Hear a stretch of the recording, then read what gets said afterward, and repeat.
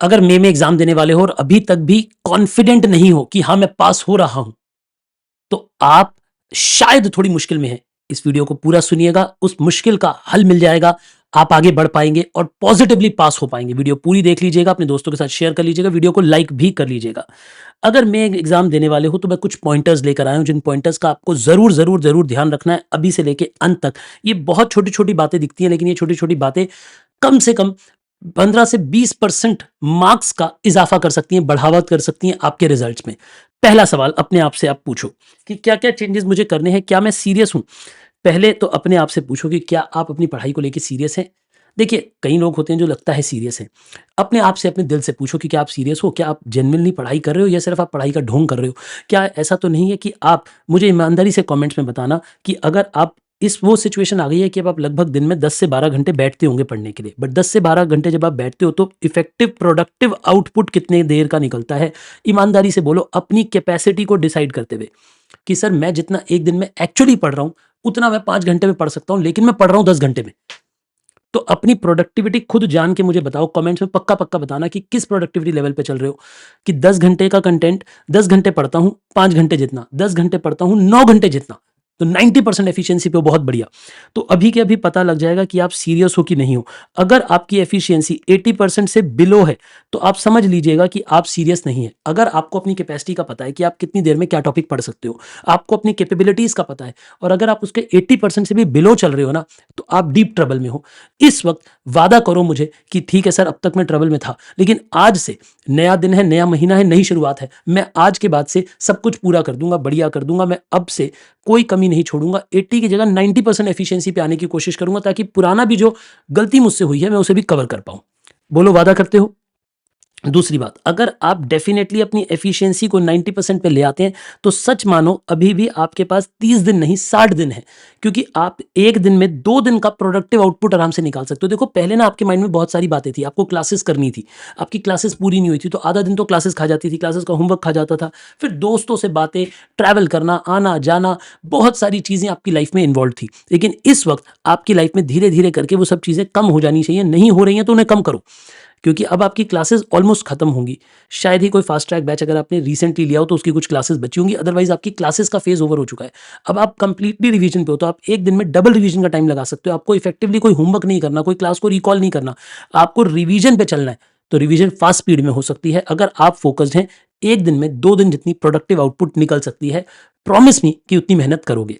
तीसरी बात, जहां पे आप लोग कई गलतियां करते हैं, प्लान करते हैं लेकिन एग्जीक्यूट नहीं करते। प्लान भी करें, एग्जीक्यूट भी करें, ये बहुत छोटी छोटी बातें लेकिन बहुत इंपॉर्टेंट है।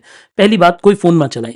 सर हम तो आपको ही फोन पे देख रहे हैं, हम तो वीडियोस को ही फोन पे देखते हैं। देखो, अगर आप एक्चुअल में प्रोडक्टिव वीडियोस देखते हो, जैसे मैं टॉप 100 क्वेश्चंस करा रहा हूँ, आजकल एफएम के लाइव करा रहा हूँ, पहले मैंने कॉस्टिंग के कराए थे, ब्रह्मास्त्र कराई है, ऐसे अगर आप जेन्युइन प्रोडक्टिव कंटेंट देखते हैं तो उस टाइम को फोन टाइम में मत गिनो, वो स्टडी टाइम है। लेकिन उसके अलावा अगर आप वीडियो देखते देखते कहीं और चले जाते हो, फिर गाना सुनने चले जाते हो, फिर धुरंधर का रिव्यू देखने चले जाते हो, फिर किसने क्या कहा, किस और ने क्या कमेंट किया, ये सब देखने चले जाते हो, फोन पे चैटिंग करने लग जाते हो, इंस्टाग्राम की रीलें देखने लग जाते हो, तो वो सब है फोन, वो है डिस्ट्रक्टिव फोन, उससे दूर रहो। और अगर आप नहीं छोड़ पाते हो उसे, तो फिर मैक्सिमम 30 मिनट्स के लिए अपने लिए एक टाइम लगा लो कि सर पूरे दिन पढ़ने के बाद रात को मैं आधा आधा घंटा चलाऊंगा फ़ोन, या मैं दोपहर के कितनी, मान लो 6 बजे, शाम को 6 बजे से 6:30 बजे तक लगाओ, चल मैं फ़ोन चलाऊंगा, मैं नहीं रह पाता उसके बिना, कोई बात नहीं। फिर प्रॉमिस करो कि खाली उसी 30 मिनट में फालतू की स्क्रोलिंग करोगे, उससे ज़्यादा नहीं करोगे। बट मैं तो वैसे इस हक में हूँ कि इस वक्त वो भी नहीं होनी चाहिए। मैं तो बिल्कुल इसे भी डिनाई करता हूँ कि इस वक्त आप ये भी ना करें, तभी आप 90% एफिशिएंसी वाले टारगेट पे अपने पहुंच पाएंगे। फोन को स्टडी के लिए यूज करो तो स्ट्रिक्ट स्टडी के लिए यूज करो, कोई भी और काम नहीं होना चाहिए। अपने दोस्तों को जवाब देना बंद कर दो, अपने स्टेटस पे लगा दो, अपना व्हाट्सएप डिलीट कर दो, अपना इंस्टाग्राम डिलीट कर दो अगर करना पड़े तो, या डीएक्टिवेट वगैरह का कुछ ऑप्शन होता है तो वो कर दो कि भैया अगले 30-35 दिन, जब तक मेरे एग्जाम नहीं होते 40 दिन तक, तब तक मैं ऐसे ही रहूंगा, उसके बाद मैं वापस सोशल मीडिया पे आऊंगा। ठीक है जी। उसकी बात, एक पैटर्न को फॉलो करो, एक फिक्स पैटर्न को फॉलो करो। पता है आपकी पढ़ाई क्यों नहीं हो पाती? क्योंकि आप रैंडम पढ़ाई करते हो। कभी रात को 2 बजे बैठ जाओगे पढ़ने के लिए, 3 घंटे पढ़ भी लोगे, फिर उसके बाद अगला दिन खराब हो जाएगा, नींद नहीं खुलेगी, तबीयत खराब हो जाएगी, एफिशिएंसी नहीं आएगी। आप एक फिक्स टाइम स्लॉट अपने दिन के काटो, वो कुछ भी हो सकते हैं। वो दिन में 4-4 घंटे के 3 स्लॉट हो सकते हैं, 3-3 घंटे के 4 स्लॉट हो सकते हैं, जैसा भी आपको सूटेबल है। अपने दिन को टाइम स्लॉट्स में बांटो, उसमें मैं या कोई और आपको नहीं बता सकता। वो टाइम स्लॉट आपके दिन, आपके घर देखो, अब आपके घर में कब शोर होता है मुझे नहीं पता। कोई लोग अर्ली डिनर करते हैं, रात को 8-9 बजे बहुत ज़्यादा शोर होता है, कुछ लोग लेट डिनर करते हैं, 10-11 बजे घर में बहुत ज़्यादा शोर होता है, फैमिली इकट्ठे बैठ के खाना खा रही होती है। तो वो अपने हिसाब से टाइम बाँटो कि सर मेरे घर में इन वक़्त पे सबसे ज़्यादा शोर है, उस वक़्त मैं कम पढ़ाई कर पाऊँगा, बाकी समय में ज़्यादा पढ़ाई करूँगा। सर मेरा ऐसा घर है जो छोटा है घर, मेरे कम ही कमरे हैं, मेरे पास इंडिविजुअल कमरा नहीं है, घर में पूरे दिन शोर होता है, तो पूरी रात बैठ के पढ़ो। अपने पैटर्न को अपने हिसाब से बनाओ ना, वो आपका पैटर्न होगा। अगर आपके पास कोई अच्छा पैटर्न है कमेंट बॉक्स में लिख दो, बाकी लोगों को भी पता लग जाएगा। और एक बात, ये बहुत ना ऐसा एक पॉइंट है जिस पे बच्चे ध्यान नहीं देते, ईटिंग एंड सिटिंग पैटर्न का। देखो मेरी बात को समझो, अब ना इससे पहले क्या था वो बात अलग थी, अब लेकिन 30 दिन बाद आपके एग्जाम होने वाले हैं। अब आपको अपने दिन को उसी हिसाब से फिक्स करना होगा जिस हिसाब से करना है। मैं बहुत छोटी-छोटी बातें बताऊँगा, जैसे मेरे हिसाब से लंच जो है अब वो 2 बजे 3 बजे का टाइम छोड़ दो, 12 बजे करने लगो। सर ऐसे क्यों? ऐसे क्या होगा? देखो मेरे बच्चे, पता है क्या होता है, जो बच्चे रोज़ 2 बजे लंच करते हैं, उन्हें 2 ढाई बजे लंच करने की आदत है। अब एग्ज़ाम हॉल में जब आप जाओगे तब भी 2 बजे होंगे। अब 2 बजे आपको भूख लग जाएगी, लेकिन आप तो एग्ज़ाम हॉल में एग्ज़ाम लिख रहे हो, तो आपका फ़ोकस ही नहीं बनेगा, आपको गैस हो जाएगी, आपको ट्रबल हो जाएगी, आपका सर दर्द हो जाएगा। ब कई बच्चे बोलते हैं एग्ज़ाम हॉल में ट्रबल हो गई, सर दर्द हो गया। सर दर्द हो गया, ब्लैकआउट हो गया, क्यों? क्योंकि उस वक़्त बॉडी कुछ और माँग रही है, दिमाग कुछ और कर रहा है। हैबिट्स तो नहीं डिनाई चेंज हो सकती है ना, बट अभी आपके पास 30 डेज़ का टाइम है। अपने आप को अपने एग्ज़ाम डेज़ के लिए प्रिपेयर करो कि आप अपना लंच 12 बजे कर लो, या फिर 5 बजे के बाद वाला लंच, मतलब इवनिंग में कुछ खाने लगो। मतलब अपने आप को किसी भी तरीके से 1 बजे से 5 बजे के बीच में ज़्यादा खाना-पीना ऑप्शन बंद कर दो। ना खाना है, ना पीना है ज़्यादा, ताकि बॉडी उसी हिसाब से प्रिपेयर हो जाए। मतलब कोशिश करनी है कि खाना-पीना नहीं है 1 से 5 बजे के बीच में। नींद तो बिल्कुल ही नहीं लेनी है, पाप है इस वक़्त। अगर कुछ बच्चों को मैं जानता हूँ जो जल्दी सुबह उठते हैं, है ना? अभी रिसेंटली मेरी 2 बच्चों से बात हुई, वो दोनों आस-पास दोस्त रहते हैं, इकट्ठे बैठ के पढ़ते हैं। सुबह जल्दी-जल्दी उठ जाते हैं 4 बजे।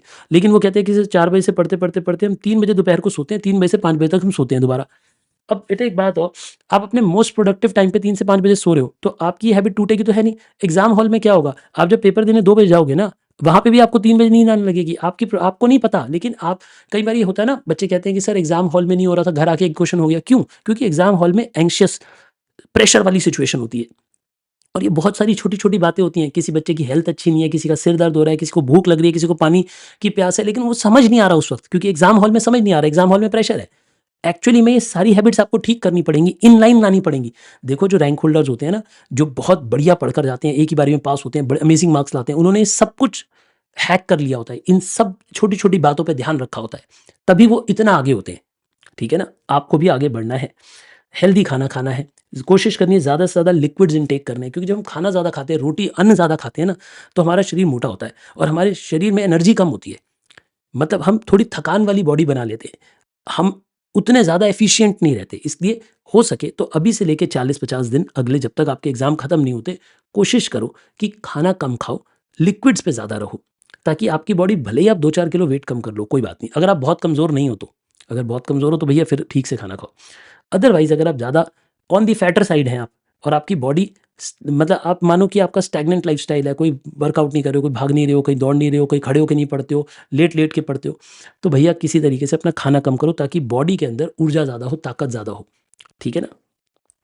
सर कम खाना खा के भी ज़्यादा ताकत होएगी? हाँ, आप देखना, जब आप ओवर ईटिंग को कम करोगे, तो आपकी बॉडी में एफिशिएंसी बढ़ेगी। अब हम बात करते हैं पढ़ाई की। देखो, अगर तो आप पढ़ चुके हो सब कुछ, आप पूरी रिवीजन वाले फेज़ पे हो, आपने सब कुछ अच्छे से पढ़ा है, आपने स्टार्टिंग में ही अच्छी पढ़ाई करी थी और आप फुल रिवीजन वाले फेज़ में हो, तो भैया आप पूरी रिवीजन करो, बहुत बढ़िया बच्चे हो, आपसे रैंक की उम्मीद है, आपसे टॉप मार्क्स की उम्मीद है, बहुत बढ़िया।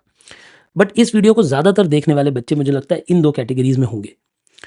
अगर तो आपने 80-85% टॉपिक्स अच्छे से पढ़े हुए हैं, तो अभी आप उन्हीं को रिवाइज़ करें। इस वक़्त नए टॉपिक्स को हाथ ना लगाएँ, क्योंकि नए टॉपिक्स करने का अब समय नहीं है। अगर आपने पास, देखो अगर आप एक ग्रुप दे रहे हो तो शायद आप फिर भी अभी कुछ नए टॉपिक्स पढ़ सकते हो, है ना? लेकिन अगर आप इस वक़्त दोनों ग्रुप दे रहे हो, तो आप नए टॉपिक मत पढ़ो, सिर्फ़ रिवीजन पे फ़ोकस करो। अगर आप खाली एक ही ग्रुप दे रहे हो, सेकंड ग्रुप दे रहे हो, और मानो कोई एक आधा सब्जेक्ट बहुत कमज़ोर है, जैसे मानो कॉस्टिंग बहुत कमज़ोर है, एफएम बहुत कमज़ोर है, तो उसका फास्ट ट्रैक लेके पढ़ लो। मैं ये नहीं कह रहा मेरे पास लो, प्रमोशन नहीं कर रहा हूँ मैं। मैं बस आपको ये बता रहा हूँ कि अगर आपका कोई एक आधा सब्जेक्ट या एक सब्जेक्ट का कोई पार्ट इतना कमज़ोर है कि वो आपको पता है कि वो आपके लिए दिक्कत देगा, उसी की वजह से आपका ग्रुप रह जाएगा और आपने एक ही ग्रुप देना है, तो आप उसके फास्ट ट्रैक ले लो, कोई दिक्कत नहीं है। लेकिन अगर आपने दोनों ग्रुप देने हैं, तो इस वक़्त आप कोई नई क्लास ना लें, कुछ नया ना पढ़ें, जो पढ़ रखा है उसी को रिकॉल करें, उसी को रिवाइज़ करें, उसी 85% सिलेबस को पढ़कर जाओगे ना अच्छे से, तो भी पास हो जाओगे। और 100% के चक्कर में कहीं ये ना हो कि एनर्जी बढ़ जाए, जो पहले पढ़ रखा था वो भी रिवाइज नहीं कर पाए और पता चला एग्जाम हॉल में और कम मार्क्स आए। ये गलती मत करना, ठीक है ना। और अगर आप अभी ऐसे फेज में हो जहाँ पे आपको पता ही नहीं है कि मेरी कितनी पढ़ाई हुई है कितनी नहीं हुई है, रिवीजन का तो कुछ पता ही नहीं है, तो भाई अगले 2 दिन में बैठकर पहले ये डिसाइड कर लो कि मैंने कितने टॉपिक पढ़ रखे हैं, कौन कौन से छोड़ रखे हैं, कौन कौन से उसमें से कवर हो पाएंगे, कौन कौन से नहीं हो पाएंगे। 10-15% टॉपिक अगर आपके कवर नहीं भी हो पा रहे ना बेटे, और आप बिल्कुल मझधार में हो, आपको लग रहा है मेरा अटेम्प्ट ही गया, तो बेटर है कि ये 10-15% टॉपिक छोड़ दो, 85% टॉपिक अच्छे से पढ़कर चले जाओ, पास हो जाओगे। ट्रस्ट मी, पास हो जाओगे, क्योंकि पेपर में चॉइस होती है। तो अगर 85% टॉपिक भी अच्छे से पढ़कर गए तो भी पास हो जाओगे, ठीक है। कुछ स्टडी टिप्स और देता हूं। पहली बात, आजकल ना मैं बच्चों को देखता हूं एक ही सब्जेक्ट के लिए 4-4 टीचर पकड़े हुए। मान लो जैसे एग्जाम्पल लेते हैं, अकाउंटिंग पढ़ रहे हैं, अब अकाउंटिंग में किसी ने कोई वीडियो डाल दी, किसी ने कोई वीडियो डाल दी, किसी ने कोई वीडियो डाल दी, बच्चा तीनों की वीडियो देख रहा है, तीनों के क्वेश्चन पढ़ रहा है, पता चला अंत में कवर उसका कुछ भी नहीं हो रहा, क्योंकि वो इतना कंफ्यूज्ड है, वो इतना ज्यादा कंटेंट, देखो कंटेंट डाउनलोड करना फ्री है, लेकिन उसे पढ़ने में आपका समय लग रहा है, आपकी एनर्जी लग रही है, आपका वो प्रीशियस टाइम लग रहा है जो वापस नहीं मिलेगा आपको। आपकी बात ही नहीं समझ रहे हो। आपको लग रहा है डाउनलोड कर लेता हूँ, फ्री तो है, टेलीग्राम से डाउनलोड कर लेता हूँ, यहाँ से डाउनलोड कर लेता हूँ, 100 तरह के नोट्स हैं आपके पास। प्रॉमिस कर, मैं मुझे ईमानदारी से कमेंट्स में बताओ कि आपके पास 100 तरह के नोट्स है कि नहीं है, लेकिन हो क्या रहा है, पढ़ाई फिर भी नहीं हो रही, क्योंकि दिक्कत है, क्योंकि आप किसी एक फैकल्टी पे, एक पर्टिकुलर मटेरियल पे फोकस नहीं कर रहे हो। बेटा मैं ईमानदारी से बोल रहा हूँ, मैं सभी टीचर्स के बिहाफ पे बोल रहा हूँ, सब टीचर बहुत अच्छा पढ़ाते हैं, जितने भी लोग आपको पढ़ा रहे हैं सारे के सारे चार्टर्ड अकाउंटेंट्स हैं, क्वालिफाइड हैं इस काम को करने के लिए, सब बहुत ताकत से पढ़ा रहे हैं, बहुत बढ़िया नोट्स बना रहे हैं। आप किसी भी हर सब्जेक्ट में किसी एक फैकल्टी को पकड़ें और उनका सारा कंटेंट पढ़े, उनकी सारी बात माने। जैसे मान लो मेरे को आप कॉस्टिंग और एफएम में अगर आप फॉलो करते हो, तो आपको ये बात पता है कि मैं कॉस्ट एफएम में बोलता हूँ कि बेटा ब्रह्मास्त्र करो, उसमें मैंने कंसेप्ट्स करा रखे हैं और कुछ क्वेश्चन करा रखे हैं, प्लस मैं टॉप 100 क्वेश्चन करा रहा हूँ। आजकल कॉस्टिंग के ओवर हो चुके हैं, एफएम के अब मैं करा रहा हूँ, वो भी 2-3 दिन में खत्म हो जाएंगे। तो अगर आप मेरे को फॉलो कर रहे हो तो मैं बार बार बोल रहा हूँ, रिवीजन में Brahmastra plus top 100 question, that's it. इसे अच्छे से पढ़ के चल जाओ, पेपर बढ़िया हो जाएगा। अगर आपने कम पढ़ रखा है और अगर आपने मेरी क्लासेस ले रखी हैं, तो क्लासेस के अंदर मैंने आपको लिस्ट दी हुई है कौन कौन से क्वेश्चन पढ़कर जाने हैं, कौन से रिवाइज करके जाने हैं, उसकी लिस्ट ऑलरेडी वेबसाइट के फ्री रिसोर्स के सेक्शन में भी डाली हुई है, आपके बैच में भी डाली हुई है, ठीक है ना। दूसरी बात, don't waste time in FOMO. आजकल ना बच्चों को फोमो बहुत है, फियर ऑफ मिसिंग आउट। कोई एक दोस्त आ जाता है पागल सा, वो कहता है अरे ये वाला क्वेश्चन नया कराया हमारे सर ने, ये आएगा। देखो अब टीचर को व्यूज चाहिए कुछ, वो अपने व्यू के लिए कोई 2 क्वेश्चन नए उठा के डाल देता है ना।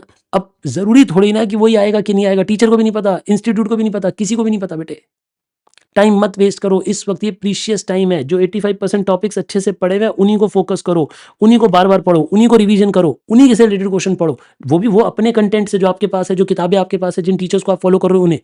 नए क्वेश्चन रैंडमली उठा के लाने से, अब मेरे से भी किसी बच्चे की बात हुई, वो कहता है सर मेरे दोस्त ने मुझे टैक्स के वो जो होते हैं ना टोटल इनकम वाले क्वेश्चन दे दिए 3-4, मेरा उनमें 3 दिन लग गए, मेरे से वो चारों क्वेश्चन ही सॉल्व नहीं हुए। भाई देखो, अब दोस्त भी बेवकूफ, वो बच्चा भी बेवकूफ। अब पता नहीं उनको क्वेश्चन सही है नहीं है, अमेंडेड है नहीं है, मुझे नहीं पता इस बारे में।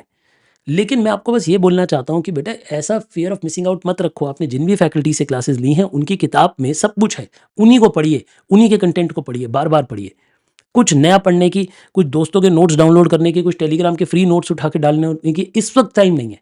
ये सब था 6 महीने पहले करते, कोई बात नहीं था, कंपैरिजंस के लिए, डिसीजंस के लिए कर सकते थे आप, लेकिन इस वक्त नहीं। इस वक्त सिर्फ और सिर्फ अपनी पढ़ाई पे फोकस करो, जो कंटेंट आपने फॉलो करना है सिर्फ उसे करो, सिर्फ एक कंटेंट को फॉलो करो, ठीक है जी। कोई एक्स्ट्रा नए क्वेश्चन उठाने की जरूरत नहीं है, कोई पेंडिंग सिलेबस को उठाने की जरूरत नहीं है। अगर आप कम पढ़े वाले बच्चे हो, अगर आप मतलब फुल रिवीजन वाले बच्चे नहीं हो, तो फिर आप अपनी लिमिटेशंस को समझो। देखो मेरी बात को समझो, हमेशा वो इंसान जीत सकता है जिसे अपनी कमियां पता हो। इस वक्त आपको अपनी कमियां पता है, लेकिन आप उन्हें मानने को तैयार नहीं हो। मैं और अब मेरी बात चुभेगी, लेकिन मैं सच बोल देता हूं। अगर मान लेते हैं कि आपने अभी तक 80% सिलेबस ही पढ़ा है अच्छे से, तो बाकी 20%, बेटे एक बात हो, अगर पिछले 8-10 महीने में आप 80% पढ़ पाए, तो क्या आपको लग रहा है एक महीने में आप बचा हुआ 20% भी पढ़ लोगे और रिवीजन भी कर लोगे पूरे 100% की, और पेपर देने चले जाओगे और मॉक टेस्ट भी दे दोगे? कैसे हो जाएगा? नहीं हो पाएगा। अपने आप को समझिए कि नहीं सर, मैं उस कैटेगरी का बच्चा नहीं हूँ, मैं रैंक के लिए पढ़ ही नहीं रहा, मेरे को 90+ मार्क्स चाहिए नहीं, मेरे तो 70+ आ जाए मैं बहुत खुश हूँ। 70+ आ जाए बहुत खुश हो, तो बस जो 85% पढ़ रखा है उसी को फोकस करो। ज़्यादा से ज़्यादा 5% और पढ़ना है तो पढ़ लो, बटे बचा हुआ 15% छोड़ना पड़ेगा तो छोड़ देना, कुछ क्वेश्चन छोड़ने पड़ेंगे, छोड़ देना। जो लेकिन पढ़ रखा है वो अच्छे से पढ़ना, जो पढ़ रखा है, मैं बार बार उसी पे बेटे जोर दे रहा हूँ, उसी को अच्छे से पढ़ना, ठीक है जी। हाँ, लेकिन टेस्ट पेपर ज़रूर देने हैं, और वो भी एग्जाम टाइप कंडीशन में देने हैं। और जो ये टेस्ट पेपर्स आपने देने हैं, कोशिश करना है कि 2 बजे से 5 बजे के बीच में ही बैठ के देखो। देखो मेरी बात को समझो, ये जो टाइम है ना आपका 2 टू 5 वाला, ये आपका गोल्डन टाइम है। बच्चे इसे सीरियसली नहीं लेते। बच्चे, सबसे ईमानदारी की बात बताऊं, सबसे ज़्यादा बच्चे 2 से 5 बजे के बीच में ही सबसे कम पढ़ते हैं। अपने ब्रेन को सबसे लूज छोड़ते हैं उस वक्त। और इसका रिजल्ट क्या होगा? एग्जाम हॉल में बैठ के आपका दिमाग वॉन्डर कर रहा होगा। आप एग्जाम हॉल में दीवारों को देख रहे होगे, बाहर की चीज़ें आपके दिमाग में चल रही होंगी। किसी ने पहले अटेम्प्ट दिया हो तो ऐसा हुआ हुई होगा, मुझे कमेंट्स में बताओ कि आप बैठे हो एग्जाम हॉल में लेकिन आपके दिमाग में कुछ और चल रहा है। कोई दोस्त की बात चल रही है, कोई और ही बात चल रही है, कोई डर की बात चल रही है, पुराने रिजल्ट की बात चल रही है, कुछ भी और चल रहा है। क्यों? क्योंकि आपने अपने दिमाग को ट्रेन नहीं किया, फोकस नहीं किया उस वक्त पे फोकस करने के लिए जब सबसे ज़्यादा ज़रूरी है। ये गलतियां मत करो।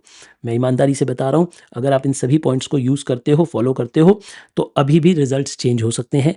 अगर आपको लगता है कि आप क्लियर नहीं होगे तो भी आप क्लियर कर सकते हो। ये 30 डेज़ हैं, पूरी ताकत लगा दो। ईमानदारी से मुझे बताओ कि हाँ सर, हम 100% ध्यान देंगे और अच्छे से पढ़ेंगे। वीडियो थोड़ी बड़ी बन गई है, आई होप कि आपने इसे 2x पे सुना होगा तो जल्दी कवर हो जाएगी। All right, all the best, अच्छे से पढ़ो, मेहनत करो। मेरी बेस्ट विशेज़ हैं आपके साथ।